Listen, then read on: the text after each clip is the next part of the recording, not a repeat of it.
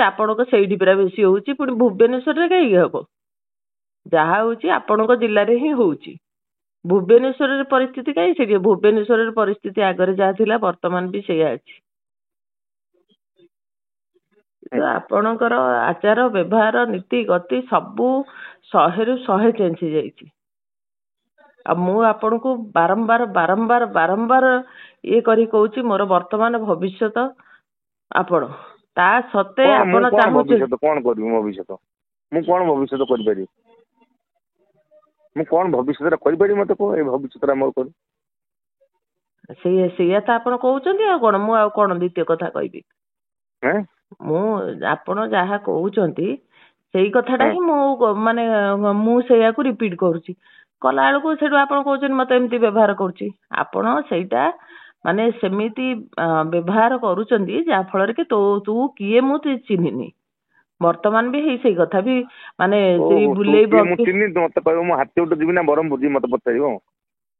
ମୁଁ କଣ ବର୍ତ୍ତମାନ ଏଇ କଥା କହିଥିଲି? ମୁଁ ବର୍ତ୍ତମାନ ଏଇ କଥା ଆପଣଙ୍କୁ କହୁଛି।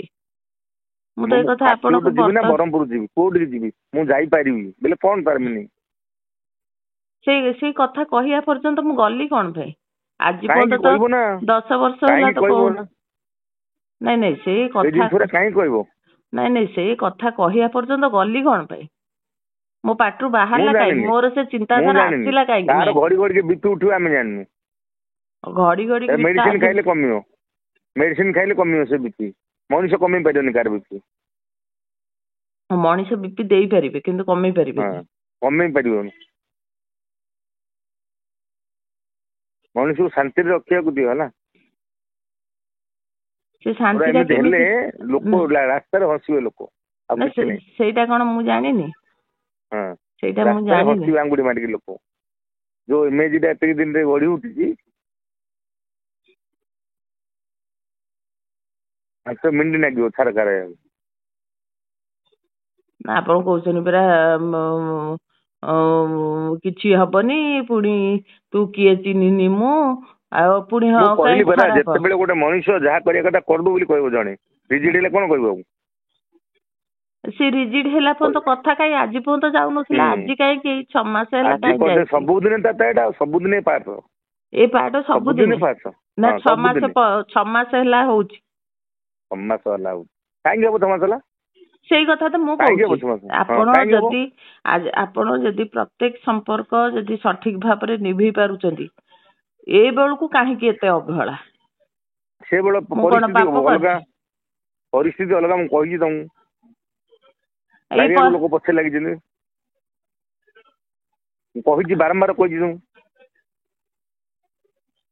ମୁଁ ଜାଣିଛି ପରିସ୍ଥିତିଟା କଣ ହଉଛି। ଏଇ ପରିସ୍ଥିତି ତାହେଲେ ସବୁଦିନ ରହିବ? ସବୁଦିନେ କାହିଁ? କଣ ରହିଲେ କି ନ ରହିଲେ କଣ ଅସୁବିଧା ଅଛି? ଭଲ ମନ୍ଦ ସୁଖ ଦୁଃଖରେ ଚଳିବ, କଣ ଅସୁବିଧା ଅଛି? ନା ମତେ କହିଲେ କୋଉଟା ମୁଁ କଣ କରିବିନି? ଆପଣଙ୍କୁ ବା ପରିସ୍ଥିତି ବାଧ୍ୟ କରୁଛି ଯେ ମୋର ସୁଖ ଦୁଃଖ ଭଲ ମନ୍ଦ ଆପଣ ବୁଝିବେନି, ମନା କରୁଛନ୍ତି। କଣ ସୁଖ ଦୁଃଖ ବୁଝିବେନି? ନାଇଁ ମୋର ପହରଦିନ କାଲି ରାତିରେ ଆପଣ ଗୋଟେ ଘଟଣା ଶୁଣିଲା ପରେ ମାନସିକ ସ୍ତରରେ ମୁଁ କୋଉ ଅବସ୍ଥାରେ ଥିବି ଟିକେ ତ ପଚାରିଲେନି, ଟିକେ ତ ଆଶ୍ୱାସନା ଦେଲେନି। ମୁଁ କଣ ପଚାରିବି? ଫୋନକୁ ସୁଇଚ୍ ଅଫ୍ କରିକି କଥା ହେଇପାରିବେନି। ଯଦି ଆଜି ସକାଳେ ମୁଁ ଏଇଠି ମରିଯାଇବି, ଆପଣ ବ୍ୟସ୍ତ ଥିବେ ମିଟିଂରେ, ଇଏରେ ଭାଷଣ ଦଉଥିବେ, କୋଉଠି ମିଟିଂରେ ବସିଥିବେ, ଆପଣ ମରିଗଲେ ବି କହିବେ ମୁଁ ତ ବ୍ୟସ୍ତ ଥିଲି, ମୁଁ କାହିଁକି କେମିତି ଥାନ୍ତି?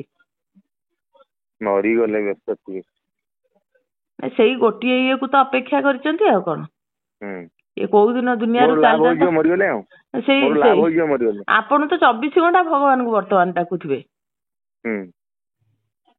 ଆପଣଙ୍କୁ ମୁକ୍ତି ମିଳିଯିବ। ଏତେ ମୁଁ କଥା ହେଇପାରିବିନି ଏ ଯୋଉ ଜିନିଷ କହୁଛ ହେଲା।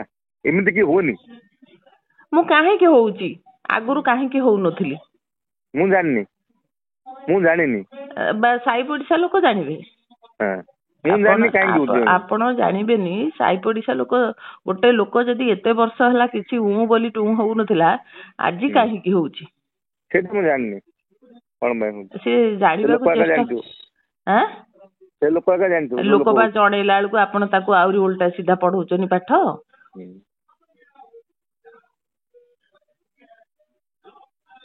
ନା ଆପଣଙ୍କୁ ଭଲ ଲାଗୁଛି ତ? ମୁଣ୍ଡ ଥଣ୍ଡା କରିଥିବ ରଖୁଛି। ମୁଣ୍ଡ କେମିତି ଥଣ୍ଡା ହବ? ମନକୁ ମନ ହେଇଯିବ। ହଁ କାହିଁକି ଏମିତି ହଉଛନ୍ତି କହିଲେ? କି ଶାନ୍ତି ପାଉଛନ୍ତି? ପୁଅ ଝିଅ ସବୁ ଆସିଛନ୍ତି। ଆସିଛନ୍ତି ମୁଁ କଣ ଜାଣିନି। ଭୁବନେଶ୍ୱରରେ ଅଛନ୍ତି? କୋଉଦିନ ଦେଖା ହେବେ? ନା ହେବେନି? ଦେଖା ହେବି କହିଲେ ଫ୍ୟାମିଲି ଅଛନ୍ତି ଏଠି। ହଁ ଯେ ପୁଣି ତାର ଗୋଟେ 4-5 ଦିନ